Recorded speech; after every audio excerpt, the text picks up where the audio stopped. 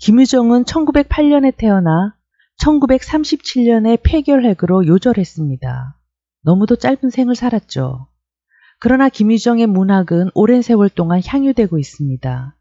중고등학교 문학 교과서에도 수록되어 있고 대학 입시에도 공무원 시험 등에도 등장합니다. 문학사에서 그의 작품들이 그만큼 가치 있고 보편성과 우리 민족 고유의 향토성, 토속성을 담고 있기 때문입니다. 그리고 김유정의 작품들은 재미있습니다. 동백꽃이나 봄봄을 읽어보면 깔깔 웃음이 나오는 장면들이 많죠. 김유정은 당시 명문 고등학교였던 희문고보에 다녔고 야구, 축구, 스케이팅, 권투, 유도 등의 스포츠와 소설 읽기, 영화 감상, 바이올린 연주 등 다양한 취미 활동을 즐겼다고 합니다. 먹고 살기도 힘든 그 시절에 그런 활동을 할 수 있었다는 건 상당한 집안이라는 걸 암시하고 명문 집안에서 성장했음을 알 수 있죠. 하지만 김유정은 희문고보 재학 시절부터 치질을 앓았고 늑막염이나 폐결핵과 같은 병이 생겨 고통을 받았습니다.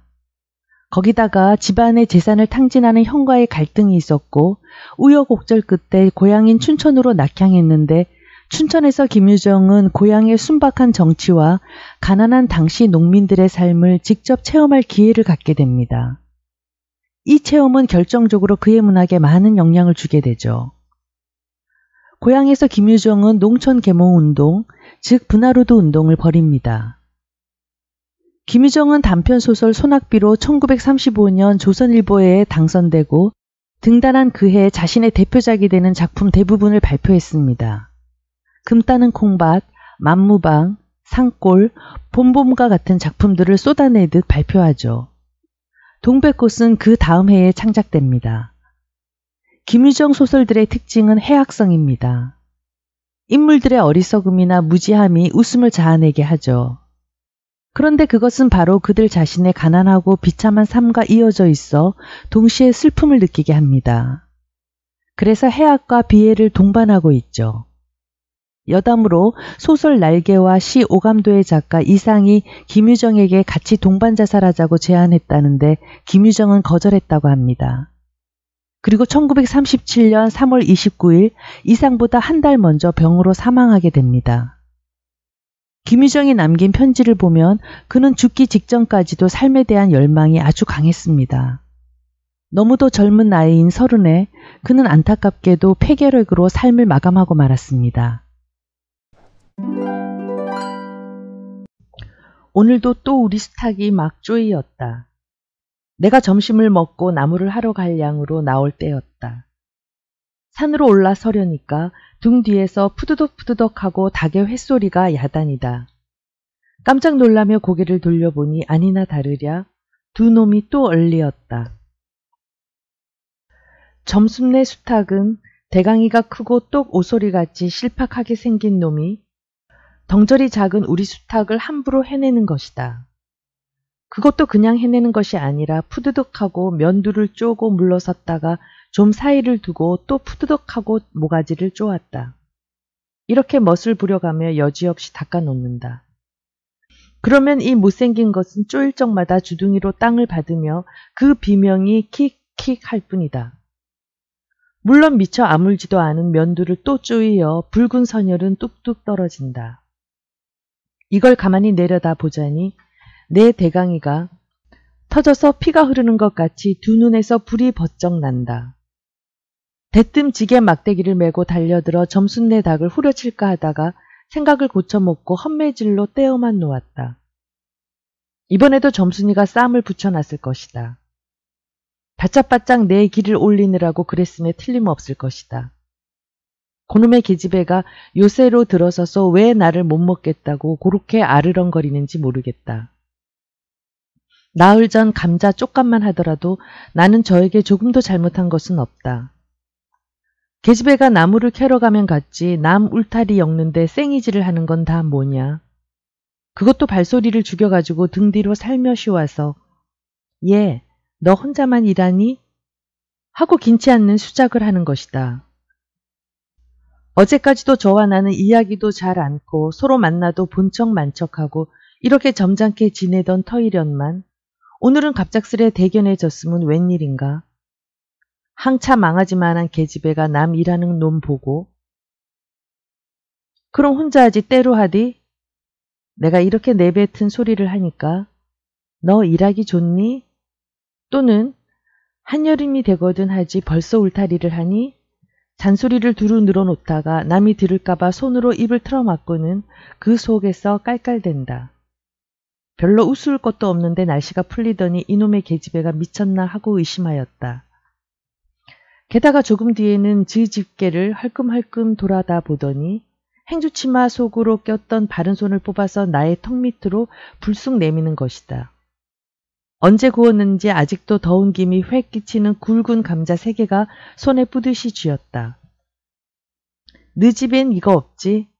하고 생색 있는 큰 소리를 하고는 제가 준 것을 남이 알면은 큰일 날 테니 여기서 얼른 먹어버리란다. 그리고 또 하는 소리가 너 봄감자가 맛있단다. 난 감자 안 먹는다. 니나 먹어라. 나는 고개도 돌리려지 않고 일하던 손으로 그 감자를 도로 어깨 너머로 쑥 밀어버렸다. 그랬더니 그래도 가는 기색이 없고 뿐만 아니라 새근새근하고 심상치 않게 숨소리가 점점 거칠어진다. 이건 또 뭐야 싶어서 그때야 비로소 돌아다 보니 나는 참으로 놀랐다. 우리가 이 동리에 들어온 것은 근 3년째 되어 오지만 여지껏 가무잡잡한 점순이의 얼굴이 이렇게까지 홍당무처럼 새빨개진 법이 없었다. 게다 눈에 독을 올리고 한참 나를 요렇게 쏘아보더니 나중에는 눈물까지 어리는 것이 아니냐. 그리고 바구니를 다시 집어들더니 이를 꼭 악물고는 엎어질 듯 자빠질 듯 논뚝으로 휑하게 달아나는 것이다. 어쩌다 동리 어른이 너 얼른 시집을 가야지 하고 웃으면 염려 마서유. 갈 때 되면 어련히 갈라고. 이렇게 천연스럽게 받는 점순이었다. 본시 부끄럼을 타는 계집애도 아니거니와 또한 분하다고 눈에 눈물을 보일 얼병이도 아니다. 분하면 차라리 나의 등허리를 바구니로 한번 모질게 후려 세리고 달아날지언정. 그런데 고약한 그 꼴을 하고 가더니 그 뒤로는 나를 보면 잡아먹으려고 귀를 북북 쓰는 것이다. 서로 주는 감자를 안 받아 먹은 것이 실례라 하면 주면 그냥 주었지 너 집에 이거 없지는 다 뭐냐. 그렇잖아도 주인은 마름이고 우리는 그 손에서 배제를 얻어 땅을 부침으로 일상굽신거린다. 우리가 이 마을에 처음 들어와 집이 없어서 곤란으로 지낼 때 집터를 빌리고 그 위에 집을 또 짓도록 마련해 준 것도 점순네의 호의였다. 그리고 우리 어머니 아버지도 농사 때 양식이 달리면 점순네한테 가서 부지런히 구워다 먹으면서 인품 그런 집은 다시 없으리라고 침이 마르도록 칭찬하고 하는 것이다. 그러면서도 17씩이나 된 것들이 수근수근하고 붙어다니면 동리에 소문이 사납다고 주의를 시켜준 것도 또 어머니였다. 왜냐하면 내가 점순이하고 일을 저질렀다가는 점순네가 노할 것이고 그러면 우리는 땅도 떨어지고 집도 내쫓기고 하지 않으면 안 되는 까닭이었다. 그런데 이놈의 계집애가 까닭없이 귀를 북북 쓰며 나를 말려 죽이려고 드는 것이다. 눈물을 흘리고 간 그 다음날 저녁 나절이었다. 나무를 한 짐 잔뜩 쥐고 산을 내려오려니까 어디서 닭이 죽는 소리를 친다. 이거 네 집에서 닭을 잡나 하고 점순네 울 뒤로 돌아오다가 나는 그만 두 눈이 뚱그랬다. 점순이가 즈집 봉당에 홀로 걸터 앉았는데 아 이게 치마 앞에서 우리 시암탉을 꼭 붙들어 놓고는 이놈의 닭 죽어라 죽어라 요렇게 안팡스레 패주는 것이 아닌가. 그것도 대가리나 치면 모른다마는 아주 알도 못 나으라고 그 볼기짝개를 주먹으로 쿡쿡 쥐어박는 것이다. 나는 눈에 쌍심지가 오르고 사지가 부르르 떨렸으나 사방을 한번 휘돌아보고야 그제서 점순이 집에 아무도 없음을 알았다. 잡은 참지게 막대기를 들어 울타리의 중턱을 후려치며 이놈의 계집애 남의 닭 알 못 나라고 그러니? 하고 큰 소리를 뻑 질렀다. 그러나 점순이는 조금도 놀라는 기색이 없고 그대로 의젓이 앉아서 제 닭 가지고 하듯이 또 죽어라 죽어라 하고 패는 것이다. 이걸 보면 내가 산에서 내려올 때를 겨냥해가지고 미리부터 닭을 잡아가지고 있다가 내 보란 듯이 내 앞에서 죄 지르고 있음이 확실하다. 그러나 나는 그렇다고 남의 집에 뛰어들어가 계집애하고 싸울 수도 없는 노릇이고 형편이 썩 불리함을 알았다. 그래 닭이 맞을 적마다 지게 막대기로 울타리나 후려칠 수밖에 도리가 없다. 왜냐하면 울타리를 치면 칠수록 울섭이 물러앉으며 뼈대만 남기 때문이다. 허나 아무리 생각하여도 나만 믿지는 노릇이다. 아 이년아, 남의 닭 아주 죽을 터이냐? 내가 도끼 눈을 뜨고 다시 꽤 호령을 하니까 그제서야 울타리께로 쪼르르 오더니 울 밖에 섰는 나의 머리를 겨누고 닭을 내팽개친다. 에이 더럽다 더럽다. 더러운 걸 널더러 입대 끼고 있으랬니? 망할 계집애년 같으니. 하고 나도 더럽단 듯이 울타리깨를 휑하게 돌아내리며 약이 오를 대로 다 올랐다. 암탉이 풍기는 서슬에 나의 이마빼기에다 물지똥을 찍 깔겼는데 그걸 본다면 알찜만 터졌을 뿐 아니라 골병은 단단히 든 듯 싶다.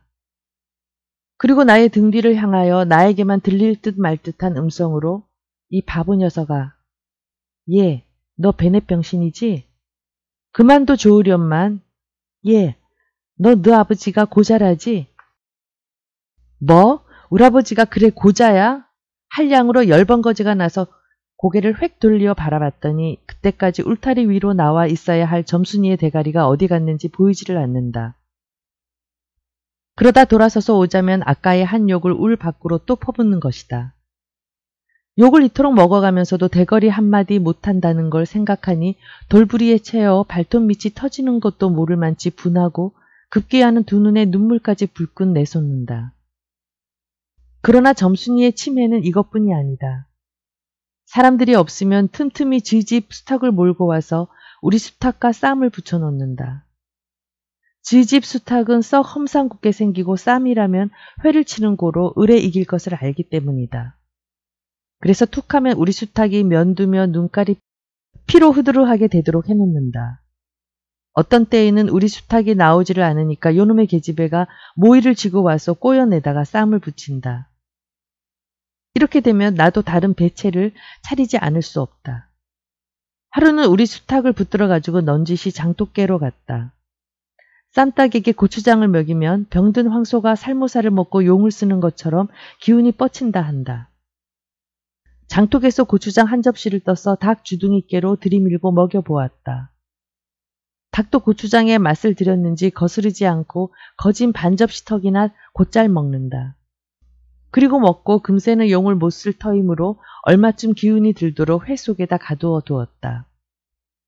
밭에 두엄을 두어짐 전에고 나서 쉴 참에 그 닭을 안고 밖으로 나왔다. 마침 밖에는 아무도 없고 점순이만 울 안에서 헌옷을 뜯는지 혹은 솜을 타는지 웅크리고 앉아서 일을 할 뿐이다. 나는 점순이네 수탉이 노는 방으로 가서 닭을 내려놓고 가만히 맥을 보았다. 두 닭은 여전히 얼리어 쌈을 하는데 처음에는 아무 보람이 없다. 멋지게 쪼는 바람에 우리 닭은 또 피를 흘리고 그러면서도 날개 죽지만 푸드덕푸드덕 하고 올라뛰고 뛰고 할 뿐으로 제법 한 번 쪼아보도 못한다. 그러나 한 번에 어쩐 일인지 용을 쓰고 펄쩍 뛰더니 발톱으로 눈을 하비고 내려오며 면두를 쪼았다. 큰 닭도 여기에는 놀랐는지 뒤로 멈실하며 물러난다. 이 기회를 타서 작은 우리 수탉이 또 날쌔게 덤벼들어 다시 면두를 쪼니 그제서는 감때 사나운 그 대강이에서도 피가 흐르지 않을 수 없다. 옳다, 알았다. 고추장만 먹이면 되는구나 하고 나는 속으로 아주 쟁그러워 죽겠다. 그때에는 뜻밖의 내가 닭쌈을 붙여놓는데 놀라서 울 밖으로 내다보고 섰던 점순이도 입맛이 쓴지 살을 찌푸렸다. 나는 두 손으로 볼기짝을 두드리며 연방 잘한다 잘한다 하고 신이 머리끝까지 뻗치었다. 그러나 얼마 되지 않아서 나는 넋이 풀리어 기둥같이 묵묵히 서 있게 되었다. 왜냐하면 큰 닭이 한 번 쪼인 안가품으로 호들갑스럽게 연거푸 쪼는 서슬에 우리 수탉은 찔끔 못하고 막 골른다. 이걸 보고서 이번에는 점순이가 깔깔거리고 되도록 이쪽에서 많이 들으라고 웃는 것이다. 나는 보다 못하여 덤벼들어서 우리 수탉을 붙들어 가지고 도로 집으로 들어왔다. 고추장을 좀 더 먹였더라면 좋았을 걸 너무 급하게 쌈을 붙인 것이 퍽 후회가 난다. 장독깨로 돌아와서 다시 턱 밑에 고추장을 들이댔다. 흥분으로 말미암아 그런지 당최 먹질 않는다. 나는 할 일 없이 닭을 번듯이 눕히고 그 입에다 골련 물뿌리를 물리었다.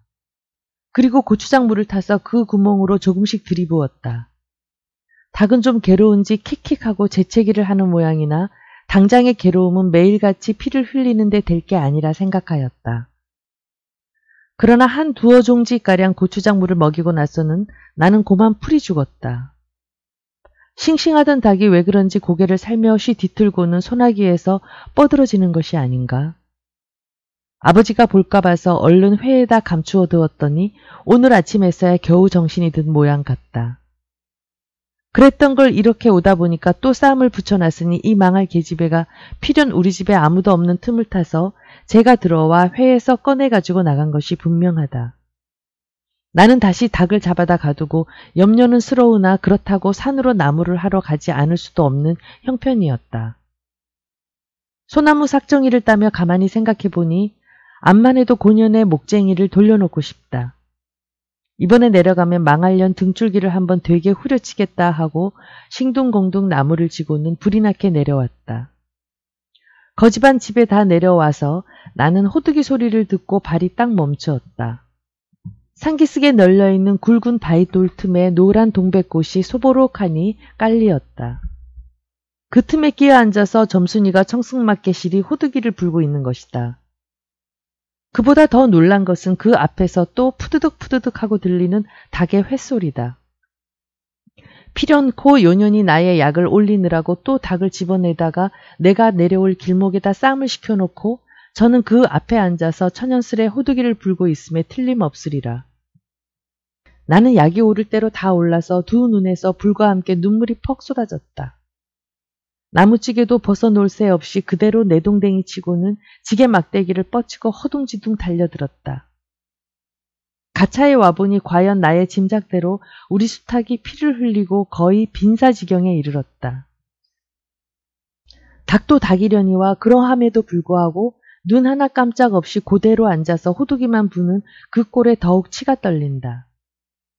동리에서도 소문이 났거니와 나도 한때는 걱실걱실이 일 잘하고 얼굴 이쁜 계집애인 줄 알았더니 시방 보니까 그 눈깔이 꼭 여우새끼 같다. 나는 대뜸 달려들어서 나도 모르는 사이에 큰 수탉을 단매로 때려 엎었다. 닭은 푹 엎어진 채 다리 하나 꼼짝 못하고 그대로 죽어버렸다. 그리고 나는 멍하니 섰다가 점순이가 매섭게 눈을 훅 뜨고 닥치는 바람에 뒤로 벌렁 나자빠졌다. 이놈아, 너 왜 남의 닭을 때려 죽이니? 그럼 어때? 하고 일어나다가 뭐 이 자식아? 누집 닭인데? 하고 복장을 떠미는 바람에 다시 벌렁 자빠졌다. 그러고 나서 가만히 생각하니 분하기도 하고 무한도스럽고 또 한편 일을 저질렀으니 인제 땅이 떨어지고 집도 내쫓기고 해야 될는지 모른다. 나는 비슬비슬 일어나며 소매자락으로 눈을 가리고는 얼김에 엉 하고 울음을 놓았다.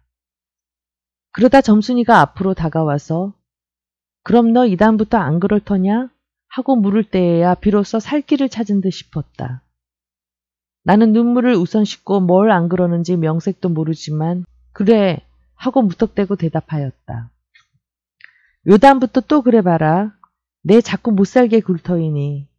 그래 인제 안 그럴 테야. 닭 죽은 건 염려 마라. 내 안 잃을 테니. 그리고 멋에 떠밀렸는지 나의 어깨를 짚은 채 그대로 픽 쓰러진다. 그 바람에 나의 몸뚱이도 겹쳐서 쓰러지며 한창 피어 퍼들어진 노란 동백꽃 속으로 푹 파묻혀 버렸다. 알싸한 그리고 향긋한 그 냄새에 나는 땅이 꺼지는 듯이 온 정신이 고만 아찔하였다. 너 말 마라. 그래. 조금 있더니 요 아래서 점순아, 인연이 바느질 하다가 말고 어딜 갔어? 하고 어딜 갔다 온 듯 싶은 그 어머니가 역정이 대단히 났다. 점순이가 겁을 잔뜩 집어먹고 꽃밑을 살금살금 기어서 산 아래로 내려간 다음 나는 바위를 끼고 엉금엉금 기어서 산 위로 치 빼지 않을 수 없었다.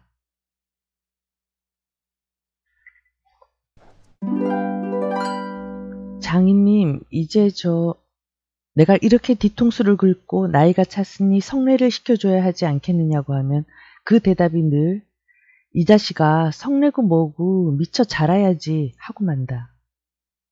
이 자라야 한다는 것은 내가 아니라 장차 내 아내가 될 점순이의 키 말이다. 내가 여기에 와서 돈 한 푼 안 받고 일하기를 3년 하고도 꼬박이 7달 동안을 했다. 그런데도 미처 못 자랐다니까 이 키는 언제야 자라는 겐지 짜장 영문 모르겠다. 일을 좀 더 잘해야 한다든지 혹은 밥을 좀 덜 먹어야 한다든지 하면 나도 얼마든지 할 말이 많다. 하지만 점순이가 아직 어리니까 더 자라야 한다는 여기에는 어째 볼 수 없이 고만 벙벙하고 만다.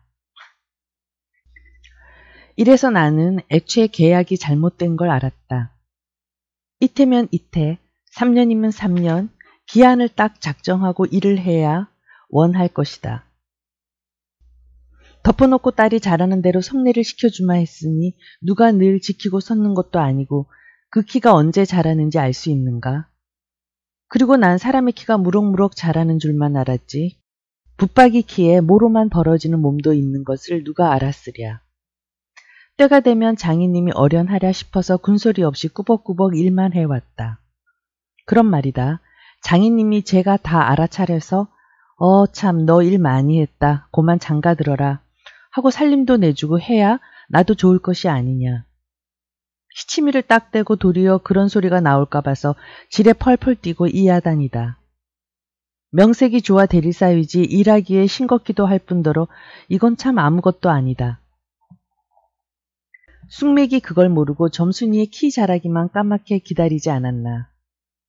언젠가는 하도 갑갑해서 자를 가지고 덤벼들어서 그 키를 한번 재볼까 했다마는 우리 장인님이 내외를 해야 한다고 해서 마주서 이야기도 한마디 하는 법 없다.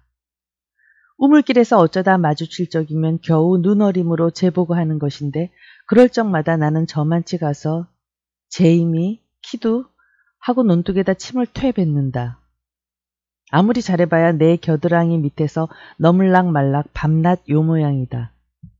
개돼지는 푹푹 크는데 왜 이리도 사람은 안 크는지 한동안 머리가 아프도록 궁리도 해보았다. 아하, 물동이를 자꾸 이니까 뼈다귀가 움츠러드나 보다 하고 내가 넌짓넌짓이 그 물을 대신 길어도 주었다. 뿐만 아니라 나무를 하러 가면 선앙당에 돌을 올려놓고 점순이의 키 좀 크게 해 줍소사. 그러면 다음엔 떡 갖다 놓고 고사 드립조니까 하고 치성도 한두 번 드린 것이 아니다. 어떻게 대먹은 킨지 이래 막무가내니. 그래 내 어저께 싸운 것이지 결코 장인님이 믿다든가 해서가 아니다. 모를 붓다가 가만히 생각을 해보니까 또 싱겁다.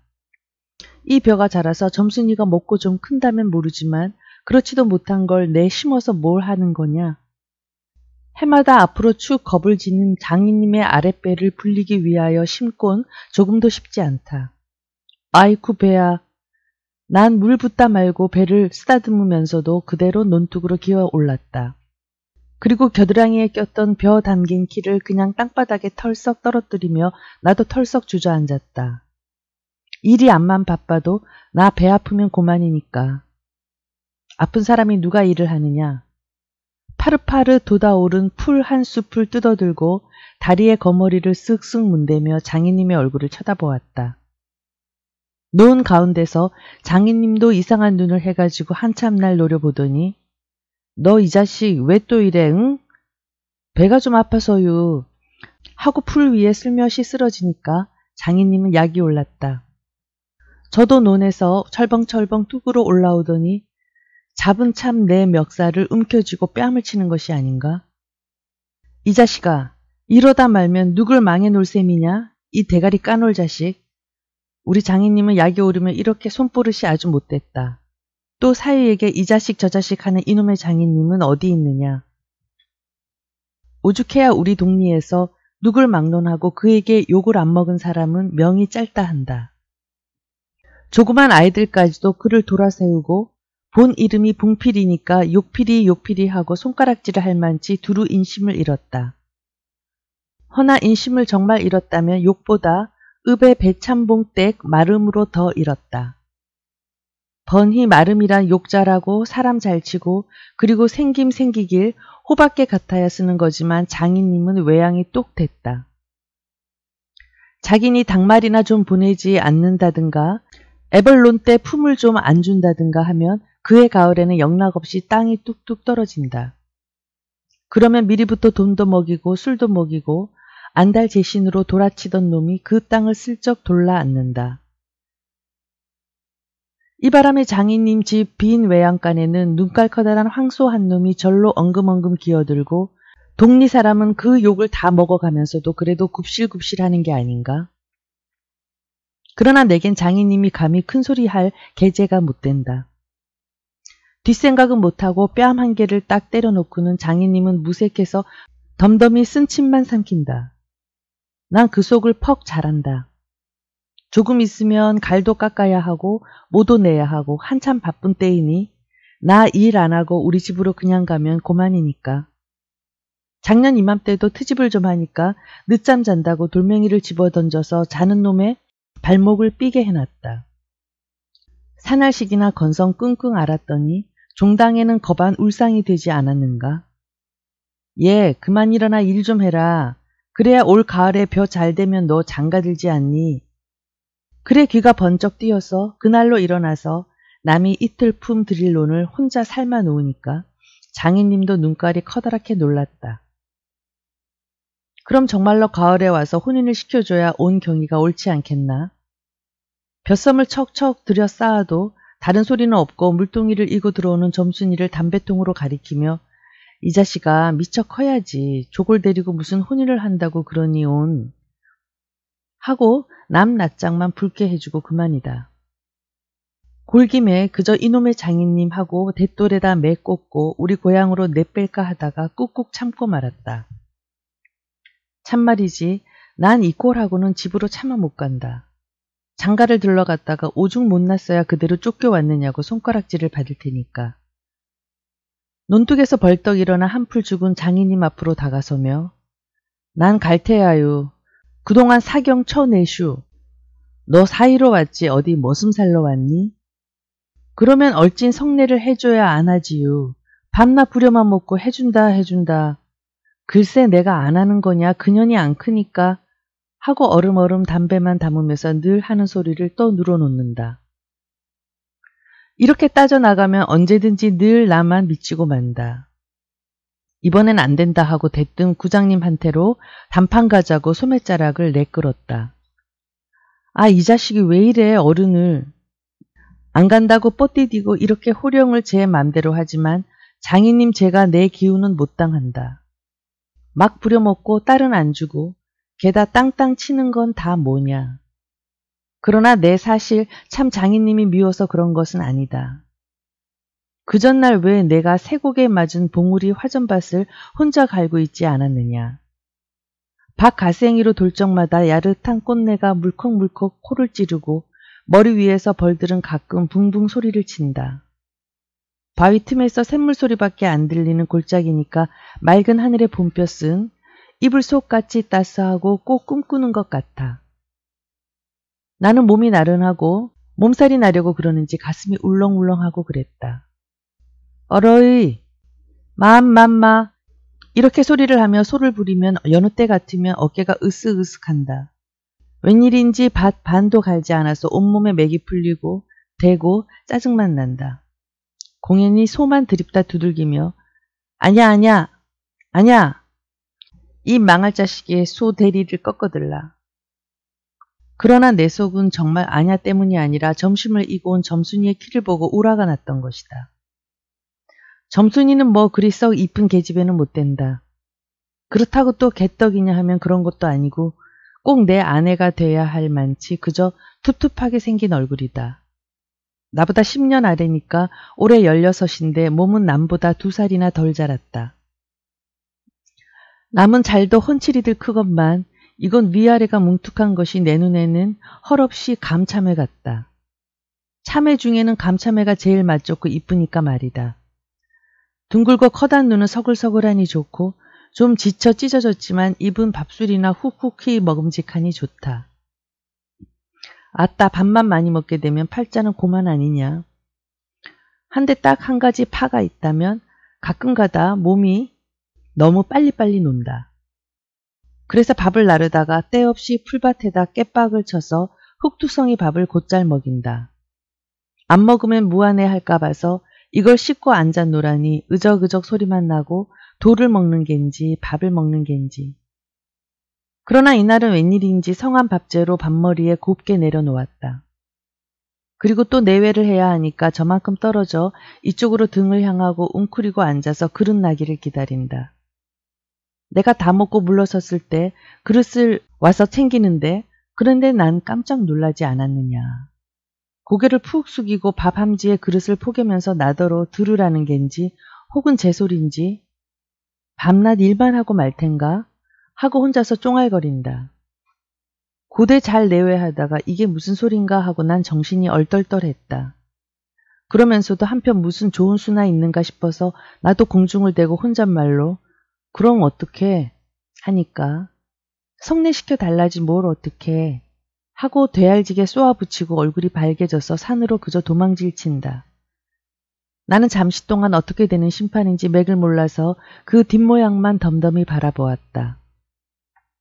봄이 되면 온갖 초목이 물이 오르고 싹이 트고 한다.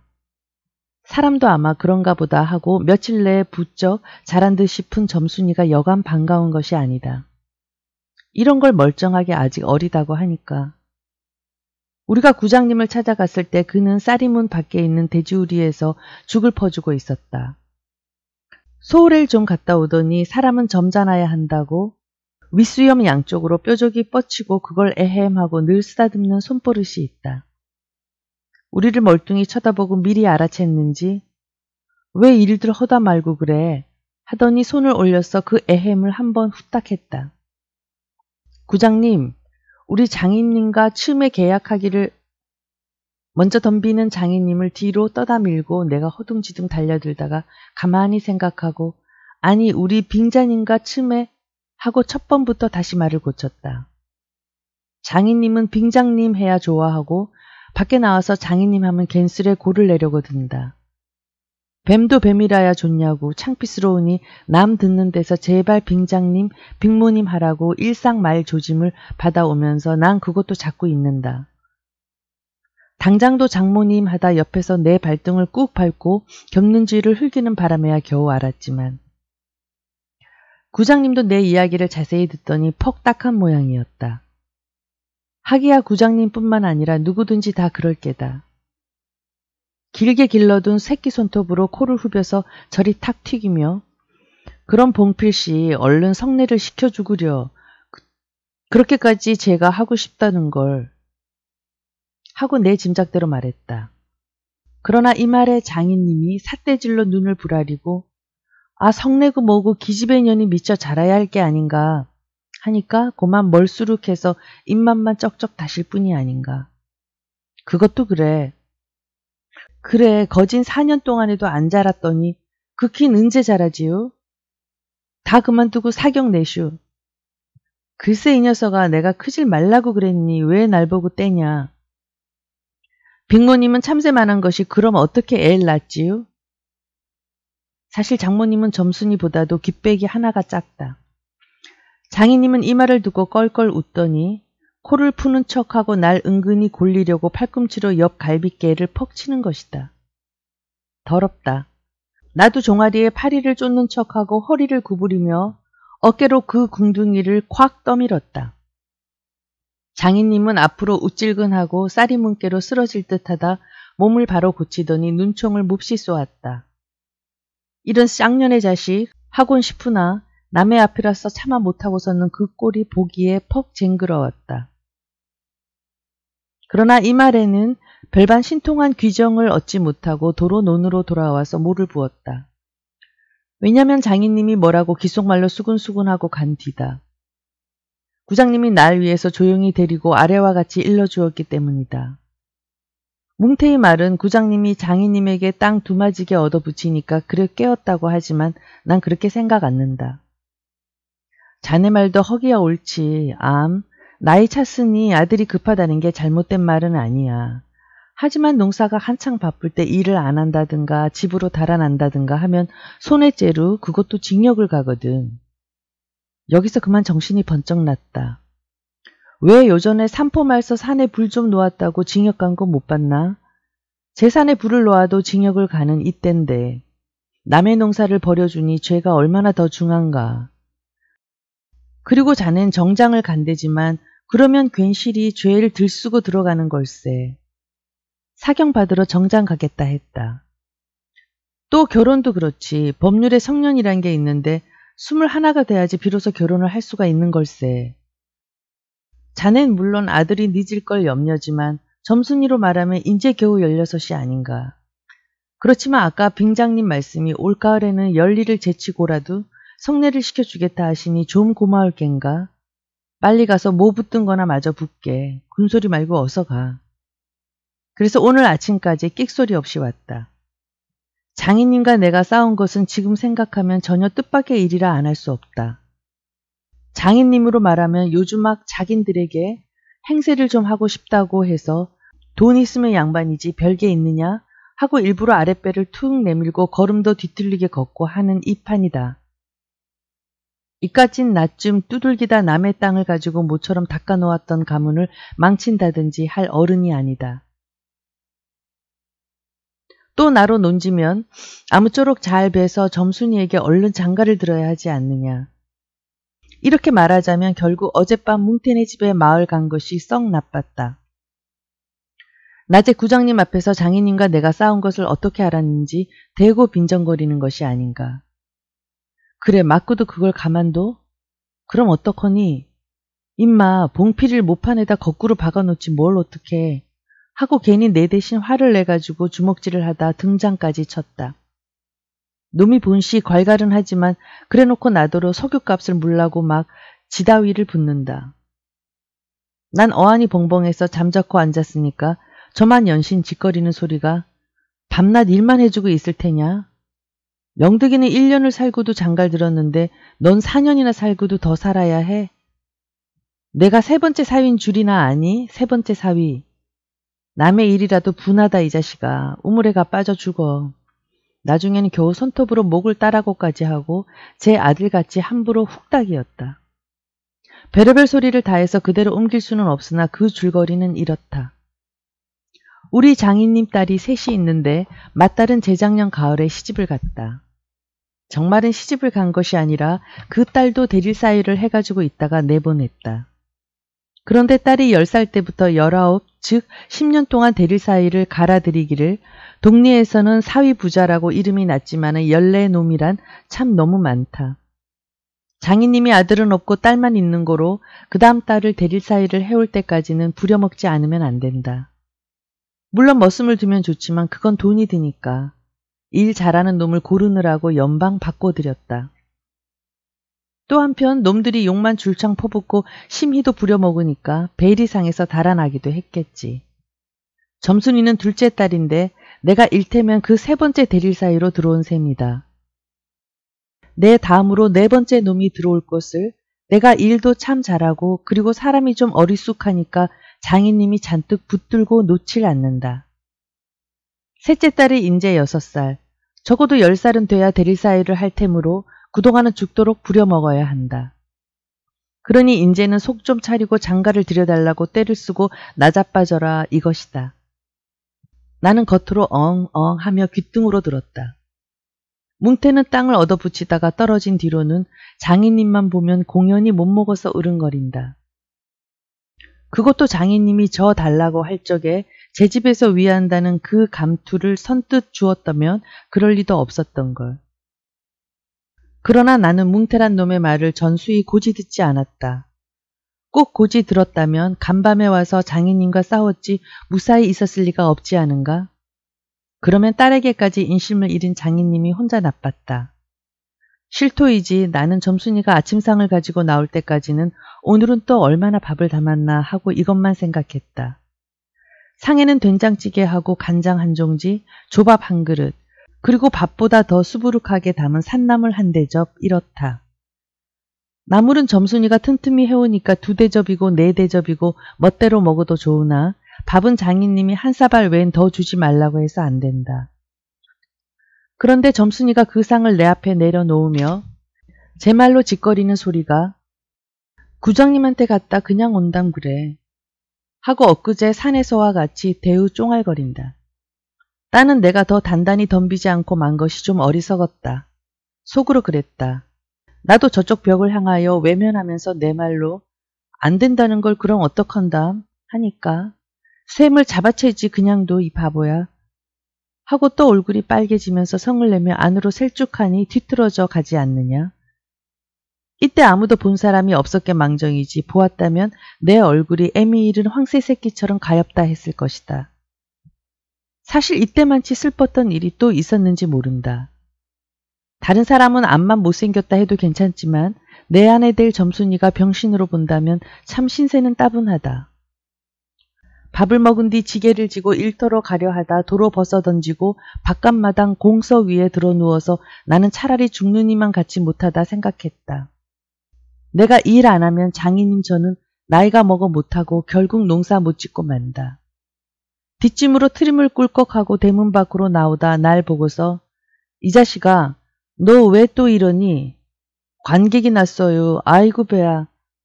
기껏 밥 처먹고 나서 무슨 관객이야. 남의 농사 버려주면 이 자식아 징역 간다 봐라. 가도 좋아요. 아이고 배야. 참말 난 일 안 해서 징역 가도 좋다 생각했다. 일 후 자식을 낳아도 그 앞에서 바보 바보 이런 별명을 들을 테니까 오늘은 열쪽이 난데도 결정을 내고 싶었다. 장인님이 일어나라고 해도 내가 안 일어나니까 눈에 독이 올라서 저편으로 휑하니 가더니 지게 막대기를 들고 왔다. 그리고 그걸로 내 허리를 마치 돌 떠넘기듯 쿡 찍어서 넘기고 했다. 밥을 잔뜩 먹고 딱딱한 배가 그럴 적마다 퉁겨지면서 벨창이 꼿꼿한 것이 여간 캥기지 않았다.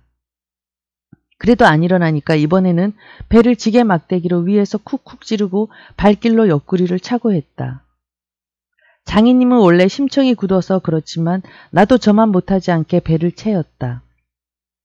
아픈 것을 눈을 꽉 감고 넌 해라 난 재미난 듯이 있었으나 볼깃짝을 후려갈길 적에는 나도 모르는 결에 벌떡 일어나서 그 수염을 가로챘다마는 내골이 난 것이 아니라 정말은 아까부터 부엌 뒤 울타리 구멍으로 점순이가 우리들의 꼴을 몰래 엿보고 있었기 때문이다.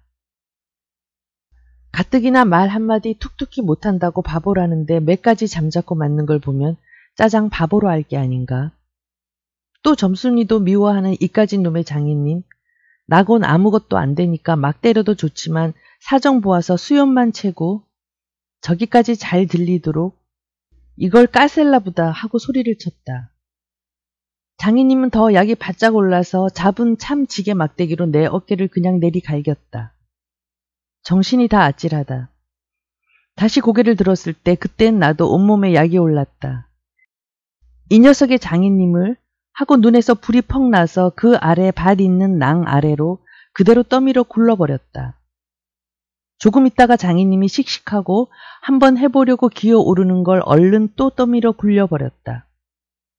기어오르면 굴리고 굴리면 기어오르고 이러길 한 너댓 번 하며 그럴 적마다 부려만 먹고 왜 성내 안 하지유? 나는 이렇게 호령했다. 하지만 장인님이 선뜻 오냐 내일이라도 성내시켜주마 했으면 나도 성가신 걸 그만두었을지 모른다. 나야 이러면 때린 건 아니니까 나중에 장인 쳤다는 누명도 안 들을 터이고 얼마든지 해도 좋다. 한 번은 장인님이 헐떡벌떡 기어서 올라오더니 내 바지가랑이를 요렇게 노리고 단박 움켜쥐고 매달렸다. 악! 소리를 치고 나는 그만 세상이 다 팽그르 도는 것이 빙장님, 빙장님, 빙장님, 이 자식 잡아먹어라 잡아먹어. 할아버지 살려줍시오 할아버지 하고 두 팔을 허둥지둥 내절 적에는 이마에 진땀이 쭉 내쏟고 이젠 참으로 죽나보다 했다. 그래도 장인님은 놓질 않더니 내가 기어이 땅바닥에 쓰러져서 거진 까무러치게 되니까 놓는다. 더럽다. 더럽다. 이게 장인님인가? 나는 한참을 못 일어나고 쩔쩔맸다. 그러나 얼굴을 두니 눈에 참 아무것도 보이지 않았다. 그러나 얼굴을 두니 사지가 부르르 떨리면서 나도 엉금엉금 기어가 장인님의 바지가랑이를 꽉 움키고 잡아낚았다. 내가 머리가 터지도록 매를 얻어맞은 것이 이 때문이다. 그러나 여기가 또한 우리 장인님이 유달리 착한 곳이다. 어느 사람이면 사경을 주어서라도 당장 내쫓았지 터진 머리를 불솜으로 손수 지져주고 호주머니에 희연 한 봉을 넣어주고 그리고 올가을엔 꼭 성례시켜주마. 암만 말고 가서 뒷골에 콩밭이나 얼른 갈아라. 하고 등을 두덕여 줄 사람이 누구냐. 나는 장인님이 너무나 고마워서 눈물까지 났다. 점순이를 남기고 인제 내 쫓기려니 하다 뜻밖의 말을 듣고 빙장님 인제 다시는 안 그러겠어요. 이렇게 맹설을 하며 부랴사랴 지게를 지고 일터로 갔다. 그러나 이때는 그걸 모르고 장인님을 원수로만 여겨서 잔뜩 잡아당겼다. 이놈아 놔라 놔. 장인님은 헛손질을 하며 솔개미에 챈 닭의 소리를 연해 질렀다. 놓긴 왜? 이왕이면 호되게 혼을 내주리라 생각하고 짓궂이 더 당겼다 하마는 장인님이 땅에 쓰러져서 눈에 눈물이 핑 도는 것을 알고 좀 겁도 났다. 할아버지 놔라 놔. 그래도 안 되니까 얘 점순아. 이 악장에 안에 있던 장모님과 점순이가 헐레벌떡하고 단숨에 뛰어나왔다. 나의 생각에 장모님은 제 남편이니까 역성을 하는지도 모른다. 그러나 점순이는 내 편을 들어서 속으로 고소해서 하겠지. 대체 이게 웬 속인지 아버지를 혼내주기는 제가 내려놓고 이제 와서 달려들며 에그머니 이 망할 게 아버지 죽이네 하고 내기를 뒤로 잡아당기며 마냥 우는 것이 아니냐. 그만 여기에 기운이 탁 꺾여 나는 얼빠진 등신이 되고 말았다. 장모님도 덤벼들어 한쪽 귀마저 뒤로 잡아채면서 또 우는 것이다. 이렇게 꼼짝도 못하게 해놓고 장인님은 지게 막대기를 들어서 사뭇 내려 조겼다. 그러나 나는 구태여 피하려지도 않고 암만 해도 그 속 알 수 없는 점순이의 얼굴만 멀거니 들여다보았다. 이 자식 장인 입에서 할아버지 소리가 나오도록 해.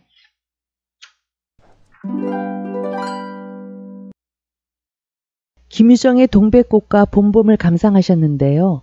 재미있죠? 이제 동백꽃과 봄봄의 내용을 요약해 보겠습니다. 동백꽃 17살인 나는 소장농의 아들이다. 그런데 마름의 딸인 점순이 나를 못 괴롭혀서 안달이다. 점순이는 성격도 쾌활하고 야무지기로는 동네에서 유명한데 유독 나를 못살게 군다.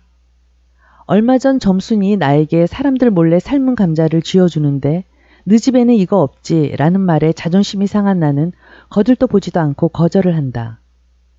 그 후로 점순이는 심술을 부리더니 자기네 수탉과 나의 수탉을 싸움을 붙인다. 점순이네 수탉은 살이 찌고 힘이 좋아 우리 수탉은 늘 쪼이고 다쳐서 피나고 매번 닭싸움에서 진다. 나는 매번 닭싸움에 져서 화가 나 수탉에게 고추장을 먹여보기도 하지만 역시 번번이 지고 만다. 어느 날 나는 산을 내려오다 점순이 또 닭싸움을 시키는 것을 보게 된다. 화가 머리끝까지 치민 나는 점순이네 수탉을 때려 죽인다. 정신이 돌아온 나는 이 일로 마름내 점순이네 집에서 소작인인 자기네 집을 쫓아낼까봐 두려워 울고 만다. 그러나 점순이는 자기 말을 잘 들으면 이르지 않겠다고 하여 나는 엉겁결에 약속을 한다. 그리고 뭐에 떠밀렸는지 점순이와 껴안은 채 노란 동백꽃 사이로 넘어져 파묻히며 알싸한 기분에 휩싸인다. 봄봄 나는 딸 점순이와 혼인시켜준다는 장인의 말만 믿고 기약 없는 머슴살이를 하고 있다. 장인인 봉필에게 딸의 나이가 찼으니 성례를 시켜달라고 하면 그는 점순이의 키가 미처 자라지 않아서 성례를 시켜줄 수 없다고 핑계를 댄다. 실상은 내가 어리숙하고 힘이 세서 농사일에 부려먹기 좋기 때문에 장인 봉필은 그걸 이용해 계속 성례를 미루며 나를 부려먹는 것이다. 그런데 평생 일만 할 것이냐는 점순이의 말에 나는 장인을 구장댁으로 끌고 가 혼인 문제에 대해 담판을 지으려고 한다. 구장은 빨리 성례를 시켜주라고 하지만 장인은 점순이가 덜 컸다는 핑계를 또다시 내세운다. 그날 밤 뭉태에게서 나는 자신이 3번째 대리사익감이라는 것을 알게 되고 아내가 될 점순에게 병신이란 말까지 듣는다. 이에 화가 난 나는 일터로 나가다 말고 멍석 위에 드러눕고 징역을 보내겠다고 겁을 주는 장인을 아랑곳 않고 나는 그저 말대꾸만 하며 꿈쩍 않는다.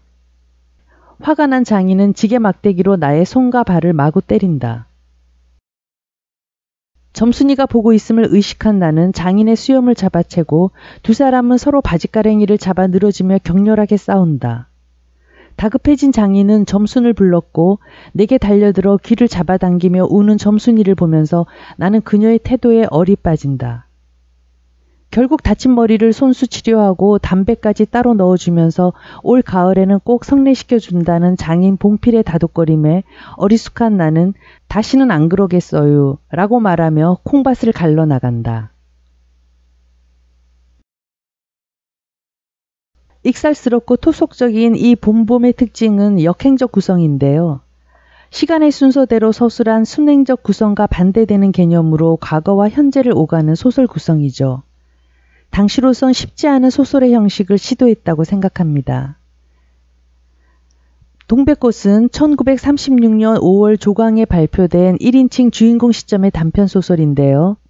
1930년대 일제강점기의 토속적인 농촌을 배경으로 사랑에 눈뜬 처녀와 아직 사랑을 모르는 순박하고 어리석은 총각을 중심으로 익살스럽고 해학적으로 그렸습니다. 향토미가 흐르고 작가의 인간미를 느낄 수 있는 작품인데 김유정의 문학에선 여성들의 적극성이 돋보입니다. 오늘은 해학과 토속성으로 특징 지을 수 있는 김유정의 대표작 동백꽃과 봄봄을 낭독했습니다. 지금까지 시청해 주셔서 감사합니다.